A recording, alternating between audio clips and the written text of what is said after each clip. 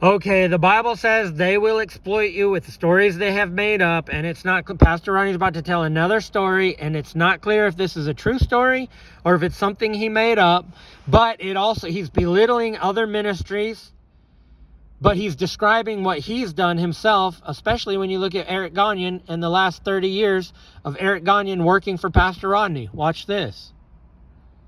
No, they're not ready. They're not ready. Well, what does it say for your ministry? Like, what have you been preaching?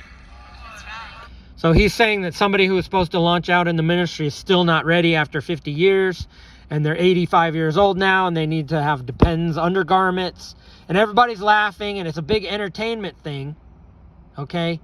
But God gave him a Satan face for a reason. Oh, that's right, you don't actually preach. Oh, that's right. You never really in the pulpit. You have guest speakers in every Sunday. Oh, that's right. So you actually haven't really built anything, have you? You're just running a dog and pony show. Well, Pastor Rodney, after last I heard, you were having car shows and showmanship, giving away cars and having car shows and exploiting the people with stories you made up, which you're doing right here. It's a made-up story. And all your people are a bunch of lukewarm, foolish virgins. And you think you're going to stand before God and get some sort of credit for being wise?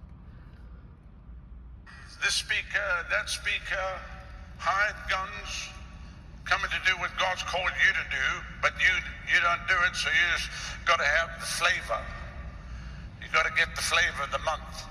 Let's find out who's who, and the charismatics who, invite them to come over. Now, next Sunday, we're going to have Brother So-and-so coming in here. And the following week after that, you can't believe who's coming. And the next week... Now, is this a story he's made up? Or is he just belittling someone else's ministry? And at the same time exalting himself, making sure that everybody understands that Pastor Rodney is the only really good ministry, according to him. Until they see your Satan face, Pastor Rodney. After that, maybe I'll preach here. Well, we'll just shut the church down until 2021, you know. Nothing like Zoom.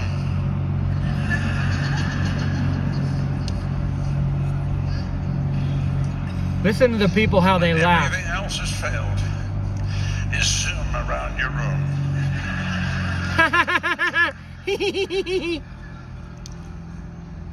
Okay, so that brings me to another point. Here we are, we're 2 hours and 55 minutes into this service, and he has held everybody's attention for probably 2 hours. Or an hour and a half. And he's going to continue on for another, well, it's a 4-hour service. So another hour, he's going to have everybody's attention. And the Lord told me that every camp meeting, that he's going to be held accountable for drawing people's attention away from the Lord. In the same way he's going to be held accountable for drawing Erik GONYON away from fulfilling the call of God on his life. In the same way he's going to be held accountable for failing to raise up the 100 evangelists while he wastes everybody's time with stories he made up, trying to be a stand-up comedian and be all cutesy in front of the people. This is also a representation of him attempting to caress the bride by being all cutesy and being a little comedian and getting everybody to laugh. He's actually flirting with the bride of Christ right here.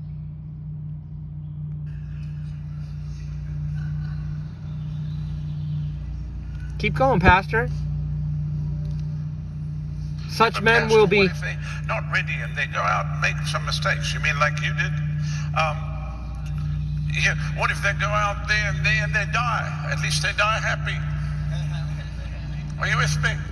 So he's still making up a story that's based on some theoretical ministry out there that he's assuring everybody, I'm better than that ministry, while he's taking everybody's attention, teaching false teaching, exploiting God's people, disobeying God, and crushing the 100 evangelists under his feet. And with all this time behind the pulpit, I have every right to bring up all this foolishness of his ministry.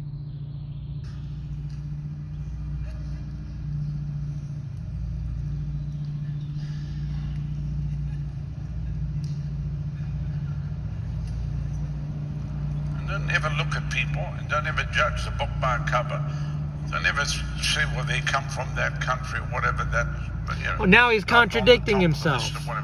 Now all of a sudden he's saying, oh, well, don't judge a book by its cover. You just made up a story about somebody else's ministry that you really don't understand what you're talking about. Get out of here, bro. God's going to double your Satan face.